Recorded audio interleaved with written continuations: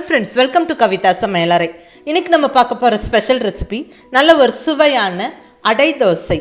மல்டிதால் அடை தோசை. பலவிதமான பருப்புகள் சேர்த்து அரிசி கம்மியா சேர்த்து செய்யக்கூடிய ஒரு அருமையான அத்தன்டிக் தோசை வெரைட்டி இந்த அடை தோசை. ரொம்ப சத்தானதுங்க. அதாவது பலவிதமான பருப்புகள் சேர்க்கிறதால நிறைய புரோட்டீன் சத்து கிடைக்கும் நம்மளுக்கு. ரொம்ப நல்லது. முக்கியமாக வெயிட் லாஸ் டயட் இருக்கிறவங்களுக்கெல்லாம் ரொம்ப ஹெல்ப்ஃபுல்லாக இருக்கும். அடை தோசை விதவிதமாக செய்யலாம். இங்கே நான் உங்களோட இன்றைக்கி ஷேர் பண்ணிக்கிற ரெசிபி ரொம்ப ஸ்பெஷலானது.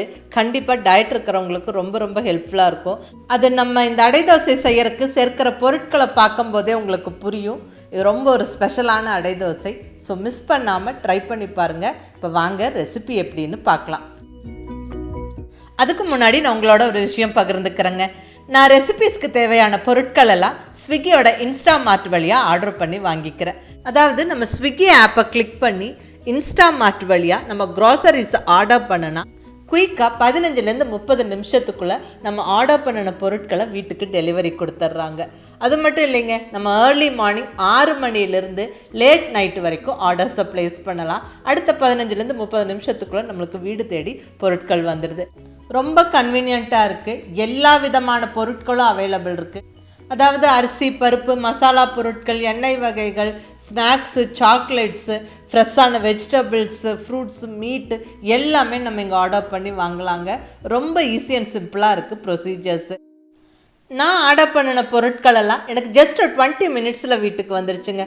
நல்லா அழகாக பேக் ஆகி வந்திருக்கு. நான் ஆர்டர் பண்ணின பொருட்கள் அத்தனையுமே கரெக்டாக வந்திருக்கு. வெஜிடபிள்ஸ் எல்லாம் ரொம்ப ஃப்ரெஷ்ஷாக இருக்குது. அது எனக்கு ரொம்ப பிடிச்சிது. அதாவது நம்ம இப்போ கடைக்கு போய் பர்சனலாக வாங்கும்போது எப்படி ப்ரீமியம் ப்ராடக்ட்ஸை நம்ம சூஸ் பண்ணுவோமோ, நல்ல ஃப்ரெஷ்ஷான காய்கறிகள்லாம் சூஸ் பண்ணுவோம், அதே மாதிரி தாங்க அவங்களும் நல்ல ஃப்ரெஷ்ஷான காய்கறிகள் சூஸ் பண்ணி அதை கரெக்டாக செக்ரிகேட் பண்ணி பேக் பண்ணி கொடுத்துட்றாங்க.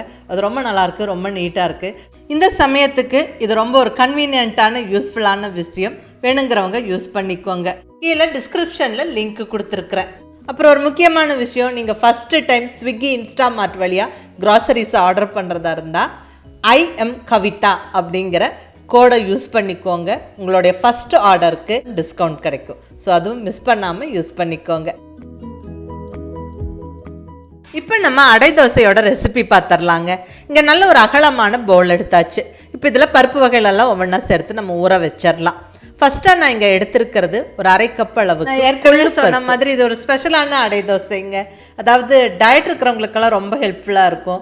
தைராய்டு, பிசிஓடி ப்ராப்ளம் இருக்கிறவங்களுக்கு, வெயிட் லாஸ் டயட் இருக்கிறவங்களுக்கெல்லாம் நல்ல ரிசல்ட் தரக்கூடிய ஒரு ஹெல்ப்ஃபுல்லான ரெசிபி இது. ஸோ கொள்ளுப்பருப்பு 1/2 கப்புங்க. ஆக்சுவலி கிராமங்களில் இந்த கொள்ளுப்பருப்பு மட்டுமே பக்குவமாக ஆட்டி இட்லி எல்லாம் செய்வாங்க. அது வேற ஒரு ரெசிபி இன்னொரு சமயம் போஸ்ட் பண்ணுறேன். இப்போ நம்ம அடை தோசை பார்த்துட்ருக்குறோம். அடுத்ததான் நான் இங்கே எடுத்துருக்கிறது அன்பாலிஷ்டு ப்ரௌன் ரைஸ், கைக்குத்தல் அரிசி, ஹேண்ட் பவுண்ட் ப்ரௌன் ரைஸ் எடுத்துருக்குறேங்க. இதில் வந்து ஃபைபர் சத்து அதிகம், நிறைய மைக்ரோ நியூட்ரியன்ஸ் இருக்குது, ரொம்ப நல்லது. இந்த மாதிரி ஒரு ஹெல்த்தியான தோசையெல்லாம் பண்ணும்போது நம்ம ரைஸுக்கு இந்த ப்ரௌன் ரைஸ் சூஸ் பண்ணிக்கிறது ரொம்ப நல்லது. ரொம்ப ஒரு ஹெல்த்தியான ஆப்ஷனாக இருக்கும். பட் இது இல்லைன்னா ஒன்றும் பிரச்சனை இல்லை, நீங்கள் இட்லி ரைஸும் சேர்த்துக்கலாம், அது உங்கள் விருப்பம். அது இப்போ நான் இங்கே ப்ரௌன் ரைஸ் எடுத்துக்கிறேன். ஸோ இது வந்து ஒரு ஹெல்த்தியான தோசைக்கான ஒரு சஜஷனாக உங்கள்கிட்ட சொல்லிகிட்ருக்கிறேன். இப்போ இந்த ரைஸும் ஒரு 1/2 கப்பு சேர்த்துடலாங்க. அடுத்ததான் நம்ம எடுத்துக்கிறது பச்சைப்பயிறு, க்ரீன் கிராம். இதுலேயும் நிறைய நார்ச்சத்து இருக்குது, நல்ல ப்ரோட்டீன் இருக்குது, ரொம்ப நல்லது. அடிக்கடி நம்ம உணவில் இது எடுத்துக்கிறது ரொம்ப நல்லது. அது அந்த மேலே தோலோடு இருக்கிற இந்த மூங் தால் வந்து ரொம்பவுமே நல்லது. ஸோ இது ஒரு 1/4 கப்பு இந்த அடை தோசைக்கு சேர்த்தாச்சு. கூடவே துவரம் பருப்பு, தூர்தால் வந்து அதுவும் ஒரு 1/4 கப்பு. அடுத்ததாக கடலைப்பருப்பு ஒரு 1/4 கப்பு. இது மல்டிதால் தோசை, நிறைய பருப்பு சேர்க்குறோம். ஸோ விதவிதமான பருப்புகளை போட்டு விட்டுடலாம். இப்படி துவரம் பருப்பு, கடலைப்பருப்பு சேர்த்தாச்சு. இது கூடவே பாசிப்பருப்பும் ஒரு 1/4 கப்பு. அதாவது தோல் நீக்கிய பச்சைப்பயிறு தான் பாசிப்பருப்பு, அதுவும் ஒரு 1/4 கப்பு சேர்த்து விட்டுடலாம். இதுலேயும் நல்ல ப்ரோட்டீன் இருக்குது. அவ்வளோதாங்க, எல்லாமே சேர்த்தாச்சு. பாருங்கள், பார்க்கவே நல்லா கலர்ஃபுல்லாக அழகாக இருக்குது. ஸோ ரொம்ப ஒரு ஹெல்த்தியான தோசை இது. இப்போ இதை நல்ல ஒரு 2-3 வாட்டி தண்ணி விட்டு கழுவிட்டு நல்ல தண்ணி விட்டு ஊற வச்சிடலாம். இது கூடவே ஒரு 8 to 10 வரமிளகாவை போட்டு ஊற வச்சிடலாங்க. நம்மளுக்கு அரைக்கிறப்ப ஈஸியாக இருக்கும், நல்லா அரைப்படும் மிளகா. ஸோ பருப்பு ஊற வைக்கும் போதே நம்ம மிளகாவும் போட்டு ஊற வச்சிடலாம். அப்புறம் அரைக்கும் போது மற்ற ஸ்பைசஸ் எல்லாம் சேர்த்து அரைச்சிடலாம். ஒரு மினிமம் ஒரு 3லேருந்து 4 மணி நேரம் ஊறட்டும். ஸோ இருக்கட்டுங்க. இப்போ ஒரு 4 மணி நேரம் கழித்து பார்க்குறோம். பாருங்கள், பருப்பெல்லாம் வந்து நல்லா ஊறி இருக்குது. இப்போ நம்ம அரைக்க ஸ்டார்ட் பண்ணிடலாம். மிக்சிலையும் அரைச்சிக்கலாம், கிரைண்டர்லேயும் அரைச்சிக்கலாம், அது நம்ம விருப்பம். நான் இங்கே மிக்சியில் அரைக்கிறேன். ஃபஸ்ட்டு அந்த மிளகாவை போட்டு விட்டுறலாம். கூடவே ஒரு கைப்பிடி பருப்பு, ஏன்னா அது ஃபஸ்ட்டு அதெல்லாம் நல்லா அரைப்பட்டதுக்கப்புறம் மற்ற பருப்பெல்லாம் சேர்த்துக்கலாங்க. இதில் 1 டீஸ்பூன் அளவுக்கு சீரகம், கூடவே ஒரு 2 இன்ச்சு இஞ்சி பீஸை நல்லா அந்த தோலெல்லாம் எடுத்துகிட்டு நல்லா சின்ன சின்ன பீஸஸாக கட் பண்ணியாச்சு.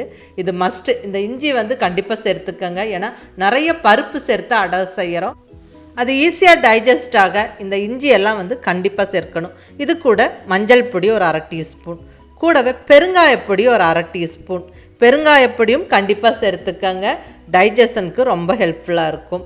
இஞ்சி பெருங்காயம் மஸ்ட்டு இந்த அடை தோசைக்கு. அடுத்தது உப்பு, தேவையான அளவு உப்பு சேர்த்துடலாங்க. அடுத்ததாக நல்ல ஒரு கைப்பிடி ஃப்ரெஷ்ஷான கருவேப்பிலை சேர்த்துக்கிறேன். அயன் சத்து அதிகம்.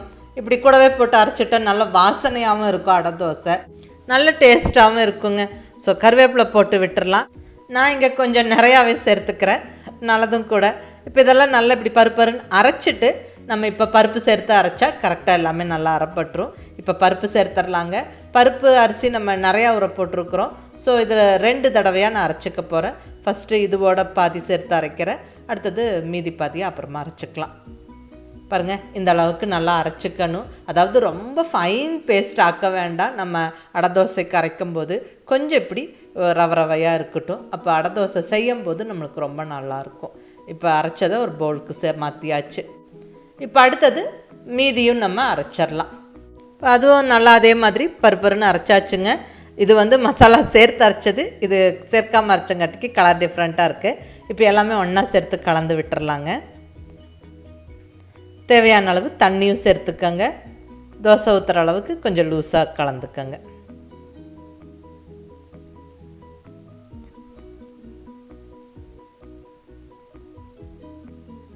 இப்போ எல்லாம் நல்லா கலந்தாச்சு. அவ்வளோதாங்க, அடை மாவு ரெடி. இது 4 to 5 பேர் சாப்பிட்றதுக்கான அளவு. அடை தோசை வந்து ஒரு இன்ஸ்டன்ட் தோசை, அதாவது நம்ம அரைச்ச உடனே செய்யலாம், புளிக்க வைக்கணும்னு அவசியம் இல்லை. ஸோ நம்ம வந்து புளிக்க வைக்காமல் அரைச்ச உடனே செய்யலாம். இப்போ உடனே நீங்கள் தோசை ஊற்றுறதா இருந்தால் அந்த கேரட், கொத்தமல்லி, வெங்காயம்லாம் கலந்துட்டு நீங்கள் ஊற்றலாம். பட்டு அதெல்லாம் கலந்துட்டு ரொம்ப நேரம் வச்சுட்டு ஊற்ற முடியாது, வந்து சளிச்ச மாதிரி ஆயிரும் தோசை. ஸோ நீங்கள் தோசை ஊற்றுறதுக்கு முன்னாடி மட்டுமே கேரட், வெங்காயமெல்லாம் கலக்கணும். நான் இப்போ இதில் பாதி மாவை எடுத்து ஃப்ரிட்ஜில் வச்சிட போகிறேன் ஈவினிங் தோசை செய்யறதுக்கு. அப்புறம் இன்னொரு விஷயமும் இங்கே பதிவு பண்ணிக்கிறேங்க. நம்ம இப்போ அடை தோசைக்கு மாவு அரைச்சா அது ஒரு 2-3 நாள் ஸ்டோர் பண்ணிட்டெல்லாம் நம்ம யூஸ் பண்ண முடியாது. நிறையா பருப்பு சேர்த்துருக்குறோம். ஒரு வேளைக்கு செய்யலாம். மாவு மீதி இருந்ததுன்னா, அதாவது காலையில் அரைச்ச மாவு மீதி இருந்ததுன்னா நம்ம கரெக்டாக அதை ஃப்ரிட்ஜில் ஸ்டோர் பண்ணி வச்சுட்டு ஈவினிங் செய்யலாம். அதுக்கு மேலெல்லாம் அது ஸ்டோர் பண்ண முடியாது. ஸோ அதுவும் இங்கே பதிவு பண்ணிக்கிறேங்க. இப்போ நல்ல துருவின கேரட் ஒரு கைப்பிடியுமே, நல்ல ஒரு கைப்பிடி பொடியான இருக்கிற கொத்தமல்லி இலை, கொஞ்சம் தேங்காய் துருவலும் சேர்த்துக்கிறேன். இதெல்லாம் சேர்த்துட்டு நம்ம அடை தோசை செய்யும் போது சாப்பிட்றப்ப இன்ட்ரெஸ்டிங்காக இருக்கும். ஸோ அது வந்து ஆப்ஷனல், நீங்கள் விருப்பப்பட்டால் சேர்த்து செய்யுங்க. அப்புறம் வெங்காயம் வந்து நம்ம அடை தோசை செய்யும் போது மேலே தூவிக்கலாம், அப்போ தான் நல்லா பர்ஃபெக்டாக இருக்கும். அவ்வளோதாங்க, எல்லாமே சேர்த்தாச்சு. இனி நல்லா கலந்து விட்டுட்டு நம்ம தோசை ஊற்றி எடுத்துடலாம். பாருங்கள், எல்லாம் நல்லா கலந்தாச்சு. இப்போ அடை தோசை ஊற்ற ஸ்டார்ட் பண்ணிடலாம். நல்ல சூடான தோசை பேனில் நல்ல ஒரு ஃபுல் கரண்டி மாவு எடுத்து இப்படி அழகாக ஊற்றி விட்டு, நல்ல ஒரு கைப்பிடி பொடியாக நறுக்கின வெங்காயத்தை மேலால் தூவி விட்டு, தேவையான அளவு எண்ணெய் தெளித்து விட்டு, நல்ல பொறுமையாக வேக விட்டு திருப்பி போட்டு எடுத்தால் அவ்வளோதாங்க, சுவையான அடை தோசை ஜம்முன்னு ரெடி ஆயிருச்சு. ரொம்ப ஒரு ஹெல்த்தியான ரெசிபி இது. இங்கே நிறைய நல்ல சத்தான பருப்பு வகைகள் சேர்த்து, கூடவே நல்ல ஸ்பைசஸ் எல்லாம் சேர்த்து அழகாக அரைச்சி நம்ம ஒரு சூப்பரான இன்ஸ்டன்ட் தோசை, இந்த அடை தோசைக்கு நல்ல ஹெல்த்தியாக செஞ்சாச்சு. இந்த அடை தோசைக்கு எல்லா விதமான சட்னியும் நல்லா பொருத்தமாக இருக்கும். முக்கியமாக அவியல், திருநெல்வேலி சொதிக்குழம்பு இதெல்லாமே ரொம்ப நல்லாயிருக்கும். இல்லை சிம்பிளாக ஒரு தேங்காய் சட்னி, கார சட்னியுமே ரொம்ப நல்லா பொருத்தமாக இருக்கும். ஸோ அது உங்கள் விருப்பம். ஆனால் மிஸ் பண்ணாமல் இந்த ஹெல்த்தியான அடை தோசை செஞ்சு பார்த்துட்டு உங்கள் ஃபீட்பேக் சொல்லுங்கள். ரொம்ப ரொம்ப நல்லாயிருக்கும். பிடிச்சிருந்தா லைக் பண்ணி, ஷேர் பண்ணி, கமெண்ட் பண்ணுங்கள். கவிதா சமையலறை சப்ஸ்கிரைப் பண்ணி என்னுடைய மற்ற ரெசிபிஸும் வீடியோஸும் பாருங்கள். தேங்க்யூ.